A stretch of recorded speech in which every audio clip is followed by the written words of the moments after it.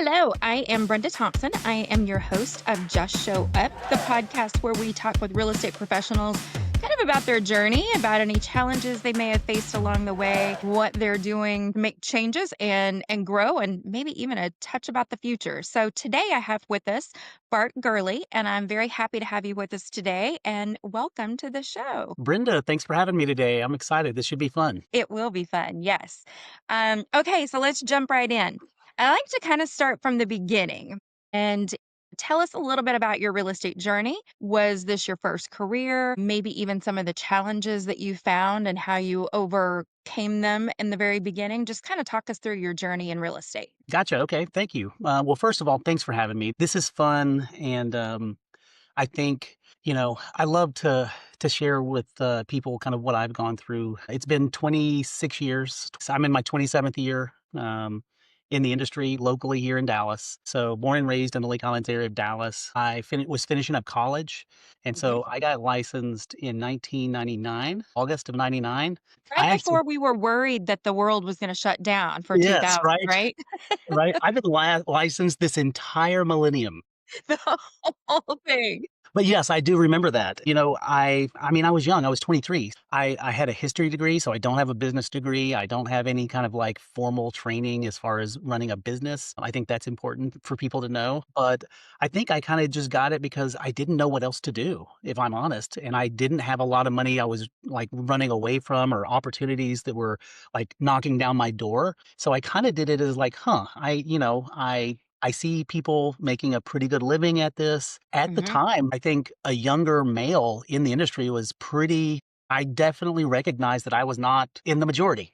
The majority, Uh, absolutely. But it was I much was different. licensed in 2002, and so I remember from back then, Yeah. it was definitely noticeably mostly women. Yeah, so all my mentors are and I'm still friends with today and would credit a lot of what I do now is from those same successful ladies. One's locally right up here in Salina and Prosper area, and we talk still once a month, and it's been like 26 years. And I've known her since I was before when I was young. So it was really a great thing there. So I actually brought props just because I thought it was funny. So this is the launch from Keller Williams. At the time, there were less than 100 agents in North Texas. Austin was really the hotbed there. They were a little under Oh, a you thousand mean for the total. whole thing, not just your specific office? No, the entire company was less than 1,000, and here we were less than. I was like number 96 up here in the Dallas market for this franchise. Okay, So, and that's okay. all that existed. I started McKinney, and then we opened the Frisco office with these people right here. There's the announcement in the Yes, Frisco newspaper. I know all of them. Look at this young guy right there. Look at that. You There got you Steve go. Steve Hayes, CCAR fame. You got a lot of great people, and it was different. I felt like we were much more of a community there. New brand. People thought we were affiliated with like Sherman-Williams at the time because KW was not as well known as it is now. It put a lot of weight into I bought into the culture at the time, which was new. And I also probably put a lot of emphasis on the brand of the brokerage. Even though it was new, I was buying, I was bought in to what we were doing. So, but I was also 23 years old, so I didn't know any difference. But it was fun. It was a lot of I do remember it was fun. I think I missed out on Rookie of the Year. I did about 36,000 in GCI, which, at an average sales price in Frisco, probably 165 back then. Like, Uh-huh, that was great. uh-huh. I thought I was, like, just gonna dole it out and, not married yet, and the funny thing is, the lesson is, by the time Christmas rolled around, I darn near spent it all, and I didn't know how long it had to last, so this was my first major lesson, right, of managing money and running a Save business. money, set some aside. Yeah, I think I had to go back and ask my dad for a little help to make it to the next commission. So I don't know. I'm sure that resonates with people. Not everybody has Yes. that safety net, right? And it wasn't a large safety net, but I got a little bit of help. So that was definitely something I consider a blessing back then to allow me to make it. Even though I did really well, it was just money management I didn't know. So that was probably one of the most important things I learned early on in my career. And I was with that company for till '06, and then I had my own brokerage for 14 years after that. And then in 2018, I'm joined EXP. So I've only been with three different brokerages, Uh-huh. KW, my own, and EXP, and been here. 7 years. So I don't move a lot. I just, most of the time, if I'm honest, I'm going because of a person. It's a relationship. And so you'll hear that throughout my message today is it's all about relationships for me, Mhm. regardless of all the tools we have and all that things. It always ends with this right here, with somebody on the It other is. side. It's either investing in you or that you're Mhm. serving. And so that's Mhm. that's the two most important things in my business that I learned even when I first started. So Mhm. I anyway, like hearing that, the investing in you, and that goes both directions. that's right. Have to be humbled quite a bit more to receive that help sometimes, right? I think some of us are so stubborn or we're trying to do it on our own that it's hard to receive that investment in ourselves sometimes, like it's a weakness or something. And it's such a lie. It's not at all. And for so many, it is their way of giving. It is important to that person who's giving that they are able to give. That's And so you receiving it is important to the person giving it. And just like when we work with clients, us helping clients and being able to get them to the other side, to get them to closing, that is our service to them. And absolutely. I hear that in the background of what you're saying is It you is. are giving. Absolutely, absolutely, and so, I loved early on, I didn't, I mean, the first 3 years, I mean, it was a lot of work, a lot of hours. I didn't have a family and kids, so I did have that advantage, and I do specifically remember, being able to do uptime or hold open Mhm. house unlimited, like, every opportunity that I could take advantage of, I had nothing holding me back to do that from a lifestyle standpoint and family and commitments elsewhere, so I do remember that as being a specific advantage at my age. I did the same thing. I was a little bit older than you, but I did the same thing. And being single at that time with no children and nothing to stop me from working all hours, all days Yeah. was a benefit to my clients.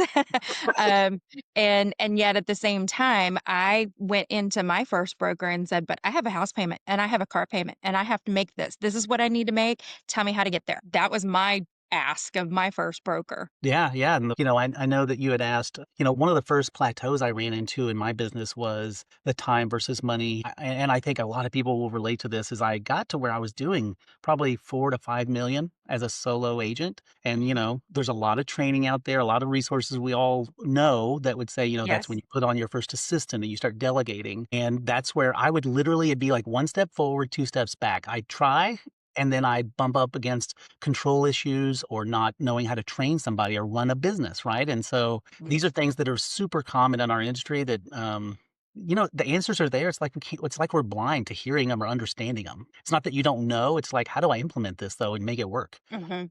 That took me a long time, if I'm honest, probably well past 10 years to get comfortable understanding how to replicate myself and the Mhm. level of service I wanted to deliver when it wasn't me. And even now, even though we have more and more tools all the time, it still is hard to pick which tool and then how to have that tool or that or train a person to use that tool to replicate some of the tasks that you are already doing. So I don't think even when you've mastered it, as you said, you got to a point where you did understand how to do it. Even at that point, you're still going to bump up against new challenges and new questions about it because it's a brand new tool. One Always. of the things I'm always reminded when I'm talking to people like us who've been around for a little while, these didn't exist. Phones existed, but not the iPhone, not the Android. It just did not exist back then. So all of the things that we now rely upon from our phone were in other devices, really, Yeah. or us. Yeah. I mean, let's be honest, we were putting like, for flyers, we were, like, literally putting down, like, a something we did in Microsoft Publisher and putting it face down on the printer. I mean, it was old school, Yes. and I'm I embarrassed to changed say to a that, new but it was side note, but I changed to a new computer recently, and Publisher, of course, is going away, and I was like, "But wait, don't I have a 1993 CD to download Publisher? I don't wanna give it up yet." that's so funny. Thank you, Lord, for Canva, right? I mean, I think Yes. that's everybody's, affordable Yes. tool of choice nowadays. So, anyway. So, during that process, because you kinda talked about some of the challenges that you came across and how you overcame them, but what surprised you most about yourself in that process, in that growth? On a positive side, right, I knew I was working hard. I knew I had the will and the tenacity to try and make it. I still had all kinds of good, like, hope right? I got enough wins to not give up, even though there were probably days where I'm like, yeah, I'm out, I'm done. We've all kind of been there, but And we could do that in any industry too. that's Any right. Yeah, these job, are any universal. industry. Universal, and I think the insecurity probably, like, that idea that maybe do I know everything I need to know? It would keep me from trying the opportunities that maybe I saw, but it was mostly self-limiting beliefs that I was struggling with, that belief in myself and confidence that I knew enough. There's obviously a different story of that now, but at the time it surprised me that I was super confident, by the way. I was very confident in myself and my skills, but I still struggled with that regardless. An agent here in our marketplace, which I'll say her name, Colleen Donovan,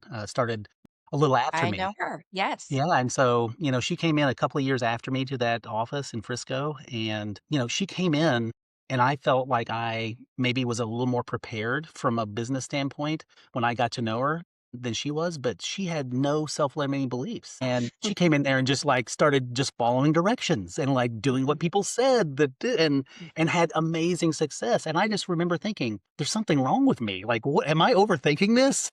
Like, it was a very big lesson for me, and so we're still friends to this day, but I just remember thinking I had some envy going on, right? It's like, "How does she Mhm. do this?" Like, I've been here working hard for 1 or 2 years before she even started, and she comes in and just dominates, and she just she had skills, and she didn't have anything holding her back. She took the direction she was given, and it was very impressive to watch somebody do that, and it made me reflect on my own, like, maybe hangups on, just doing what people say, like, "Get to work." I think we all do that self-talk a little bit, and we just have to learn how to best recognize that and hopefully walk ourselves through it. And surrounding yourself with people that will not allow you to go too far down that road. And that this podcast is just show up. So it's really about just showing up for yourself sometimes too. And that is not letting yourself go down that road. If you find yourself on the wrong path, For show up sure. for yourself to say, back it up. Let's go take the Exactly. other. So true. So true. So if you had to pick one thing in your business today that absolutely requires you to show up for, or even a tool that shows up for you that helps you move the needle the most, what would you say that would be? Okay, so it's not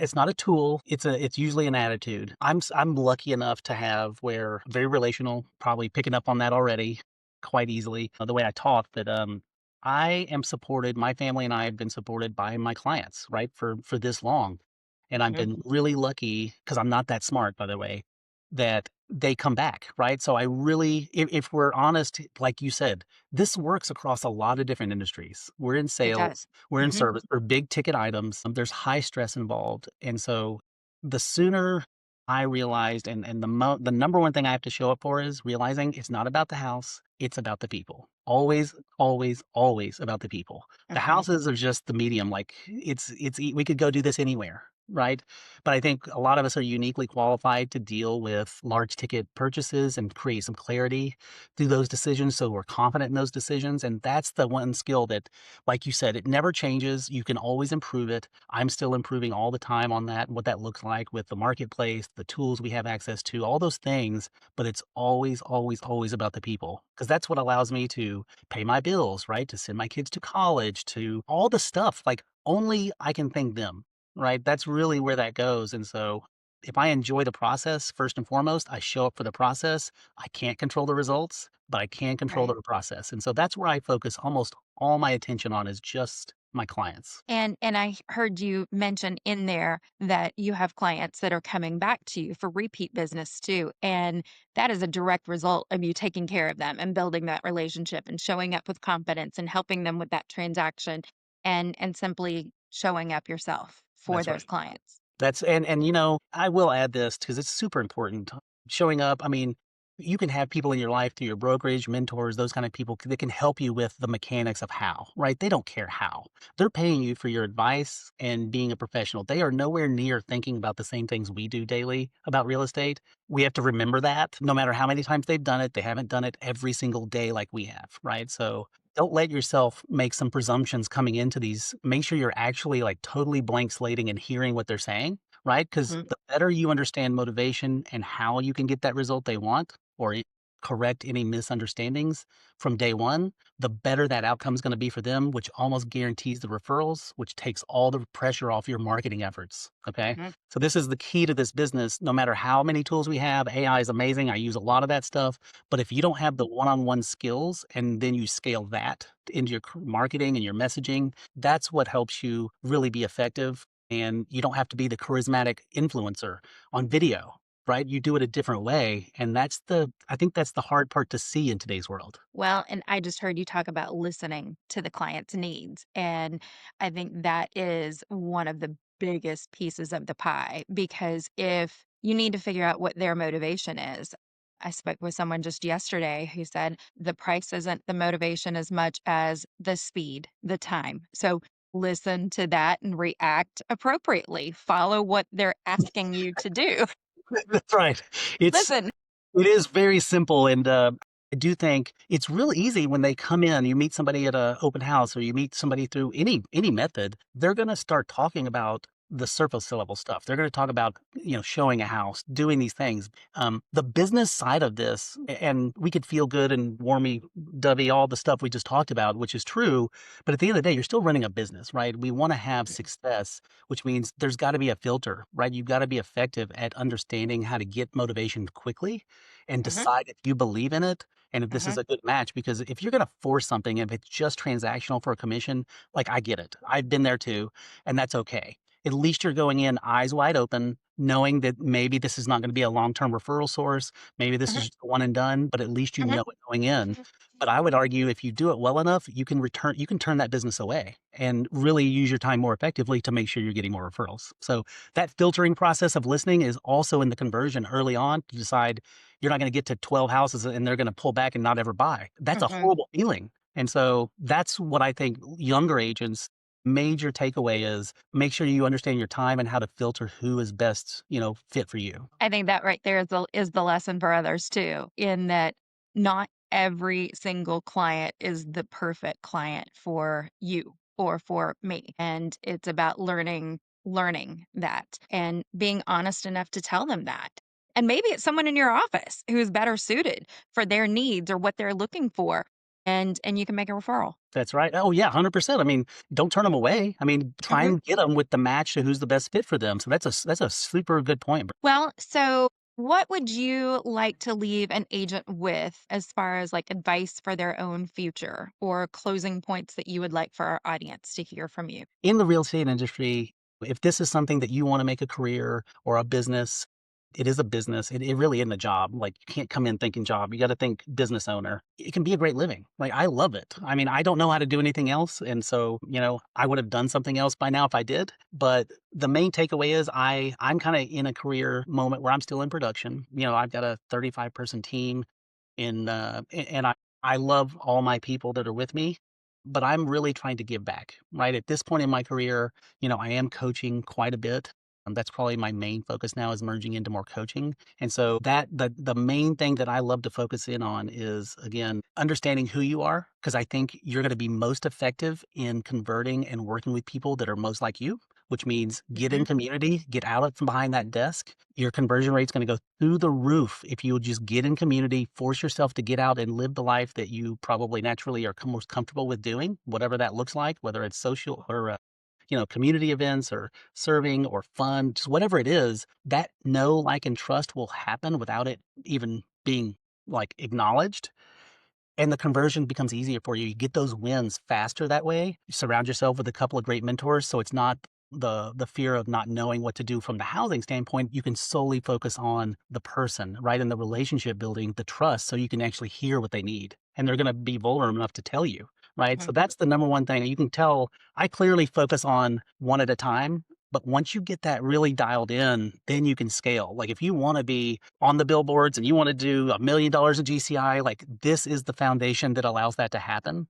And I know many people that have grown much bigger than me, and this is still the core of their business. That core process grows. So that's where I would start is start learning how to influence one at a time instead of trying to be an influencer. I love that. I heard you say something that I repeat and it rolled off of your tongue just like it always does for me. Know, like, and trust.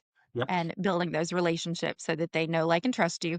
And what that means is as they move throughout their process, whether it's an agent looking to you for advice or whether it's a buyer or seller looking to you or looking to come back to you, they know, like, and trust you, and they call you. They know how to reach you. I will make a note, Brenda. I love coming on this show. You and I didn't really know each other before this, but you know, I love having an industry where we are all in this together. You've got people that you are perfectly matched to help. I have the same.